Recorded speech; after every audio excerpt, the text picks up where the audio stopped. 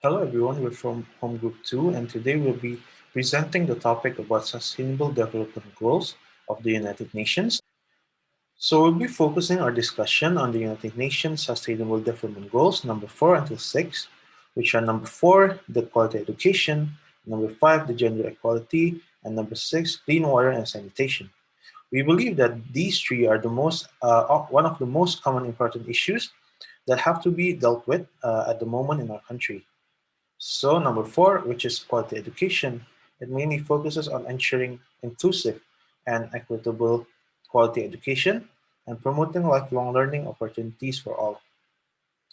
And the goal of this is universal primary and secondary education and affordable vocational training for more people in all regions.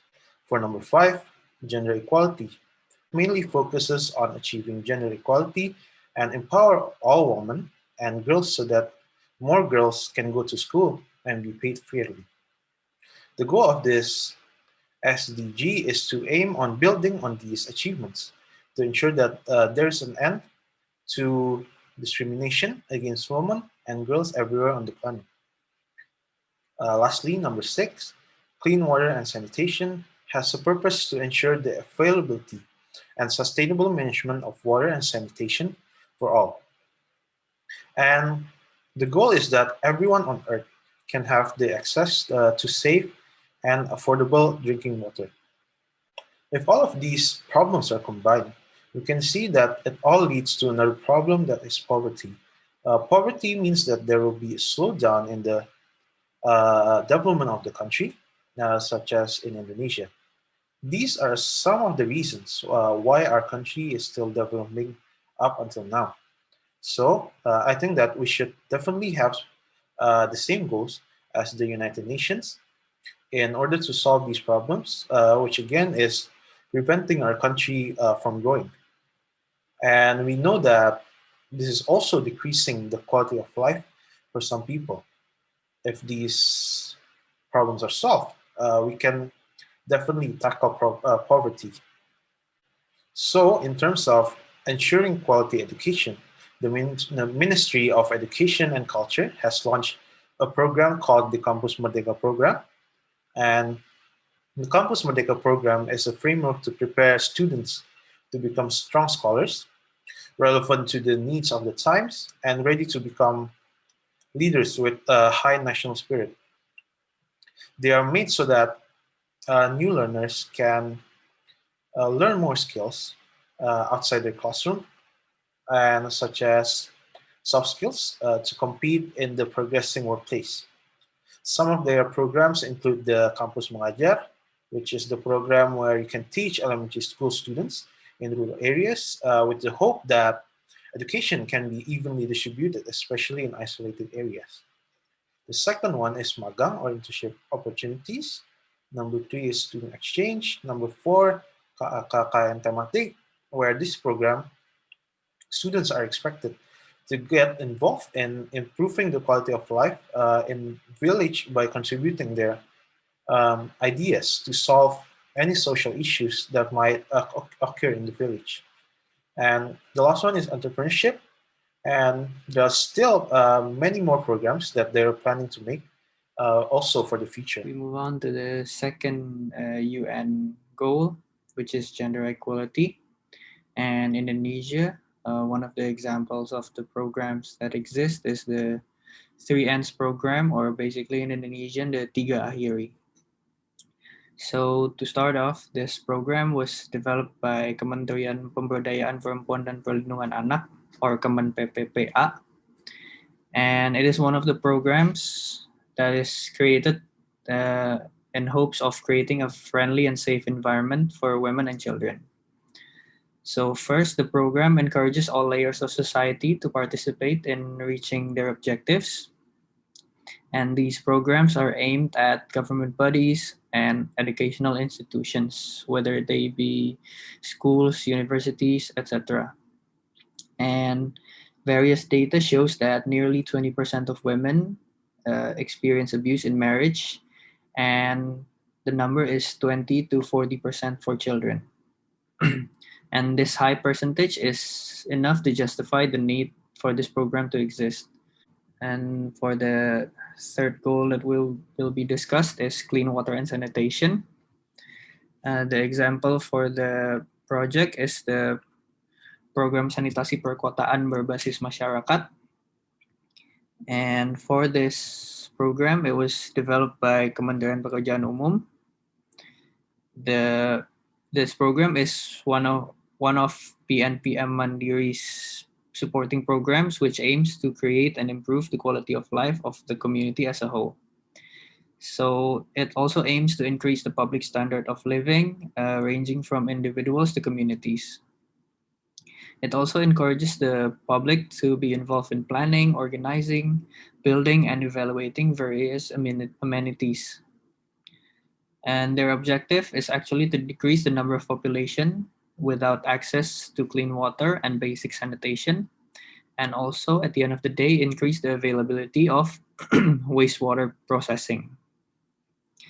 Another objective of this program is to increase public awareness of the importance of proper sanitation and hygiene, and also public capacity of building related facilities towards those issues. And now we move on to the ICT implementation in developing quality education, which is in Indonesia is belajar dari rumah. So to start off, belajar dari rumah is divided into two kinds, which are PJJ luring and daring. Luring or luar jaring is composed of television, self-studying, print mediums, and other mediums. While on the other hand, daring or dalam jaring is consisted of online learning basically. And this program is initiated by Kementerian Pendidikan dan Kebudayaan, Kemendikbud, and the targeted users for this program is Indonesian students from all ages. So it can be from elementary school, middle school, and all the way up to universities. So the objectives of this program is actually to allow online learning to be an effective education form, even post-pandemic. For example, as Indonesian students who are living abroad can still enroll in institutions within the Indonesian curriculum and engage in studying activities through online learning. Other objectives include identifying and fulfilling necessities to perform online learning in every type of community, whether that be urban, rural, etc. And this program hopes to be the mediator and facilitator between students and educational institutions. And for Indonesia's target for education is to ensure the quality of education that is inclusive and equitable and to increase lifelong learning opportunities for all by 2030. In order to achieve the goal of a healthy and prosperous life by 2030, 10 targets are set which are measured through 23 indicators. These targets consist of ensuring access to early childhood care, primary and secondary education, as well as vocational education, including affordable and quality universities. Then eliminating gender disparities in education and building and improving child-friendly education facilities and increasing the number of quality teachers. The efforts made to achieve these targets are described in the policies, programs, and activities to be carried out by the government and non-governmental organizations. And to realize the target for quality education is based on a strategy to improve the quality of education management and services in Indonesia that is inclusive and fair, with the following policy directions. And first one is increasing the accessibility and quality of education. The second one is increasing the quality of educators and education support facilities. The third one is increasing the education services in Indonesia. And the last one is strengthening and developing character education. So here is Indonesia's progress in developing education through ICT based on Dinas Pendidikan Pemuda dan Olahraga. And for indicator 4.1.1, which is the baseline in 2017 is 94.5%. It is increased until 97% in 2019. Meanwhile, in 2020, it has been decreased again to 95%. And for indicator 4.1.2, which have the baseline at 87% in 2017. It is increased until now at 95.5%. And for indicator 4.1.3, uh, which have the baseline at 107.6%, it has been decreased to 94.9% in 2021. And for indicator 4.1.4, which have the baseline at 110%, it has been decreased to 98% in 2021.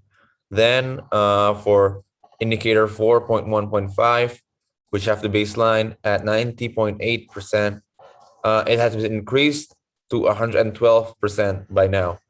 And for indicator 4.1.6, which have a baseline at 54.5%, it have been increased to 65.5% by now. And for the last indicator is 4.1.7, which have a baseline at minus 3.29%. It has been increased to 12% in 2019, then decreased again to 1.8% in 2021. Now let's talk about the efficacy of the problem. For PJJ program, it could make our learning process more flexible because wherever you are and when you have time, you all have the right to enjoy the quality education through online meeting or tutorial videos. And it also can make our cost for education cheaper because some costs like rent, transportations could be avoided. So the price for a quality education could be more affordable for more people. And it's also easier for students to attend for the class because everything is online. So what they need to do is to turn on laptop and to join the class. So some factors like extreme weather and traffic jam could be avoided. And there are some things to be improved, like for some technology issues, if you have broken internet connections, so your learning process might not be smooth. And because everything's online, so you might lose the chance to talk with your classmates and tutors face to face. And because of looking at the screen for a really long time, so your eyes might like getting worse, and you your body might you have like more healthy problems because of lack of exercise.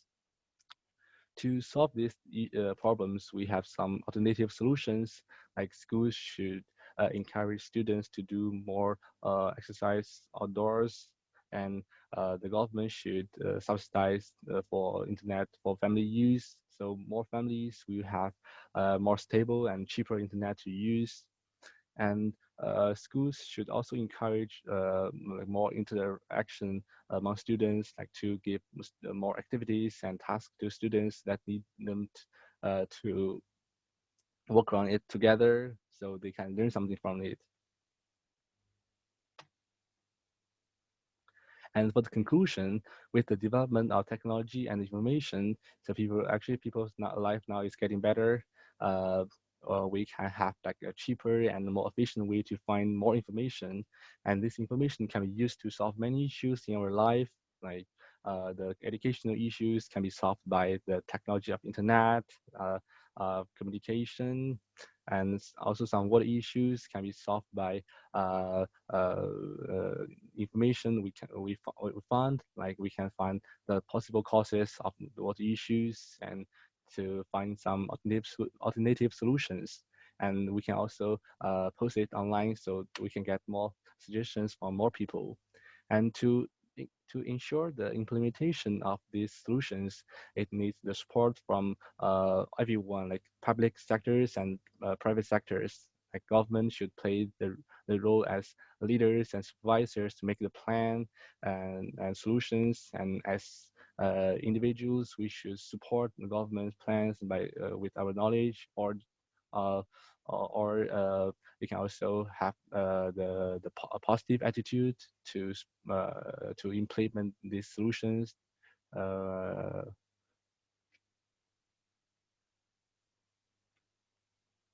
and here are the references that we take from online to make our slides.